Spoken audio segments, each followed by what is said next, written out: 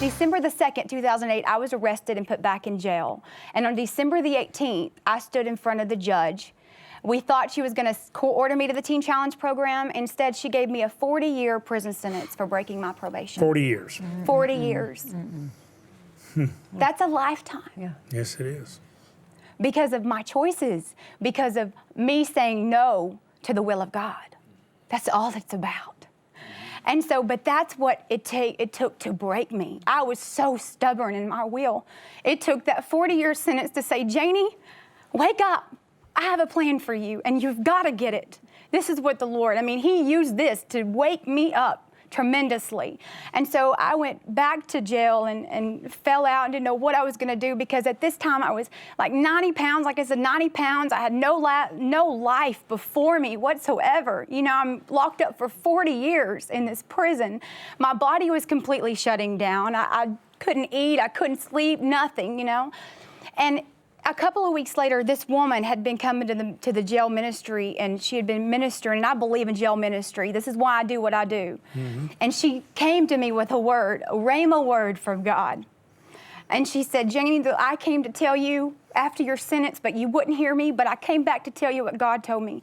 She said, God told me the day you were sentenced to tell her, for it's not over for God until I say it's over, for I have the final word in her life. Man. Talk about a seed of hope in my life.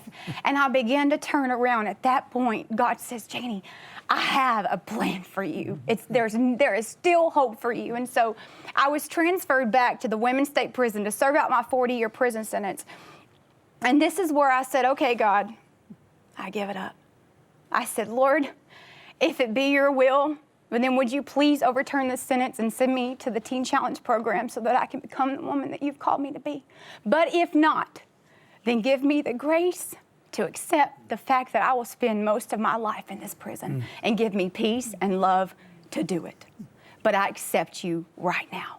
And so at that time back at home, my parents had been going to 17 different attorneys to find out if my sentence could be overturned.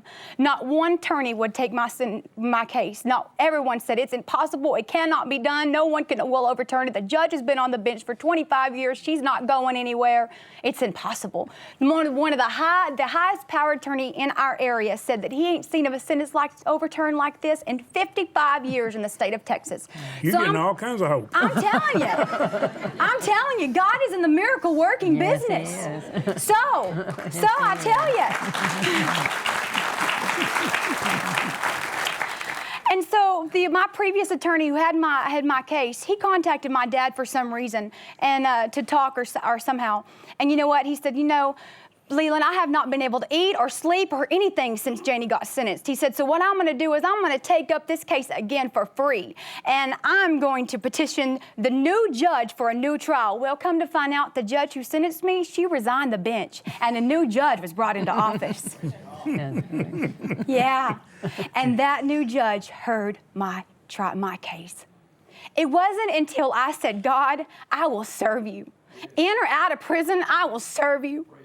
I give my life to you until God heard my cry and said, okay, now I see your heart and I know that you're worth something. You're worth something before, you're worth something now, but you're better now because now you can go out and you can touch other people's lives with your story.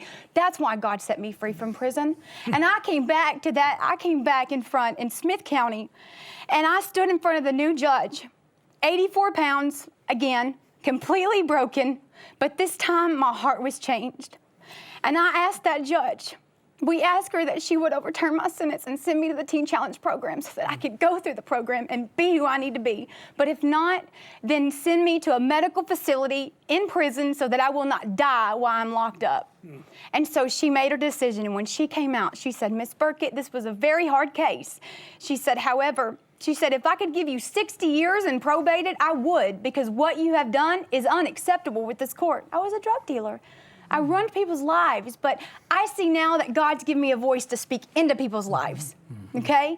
So she said, so what I'm going to do is, she said, but that would not be merciful, nor would it be compassionate to give you that sentence. She said, so what I'm going to do is I'm going to confine you to the women's state prison for 10 years with a $10,000 fine. And I just went, okay, it's better than 40, you know?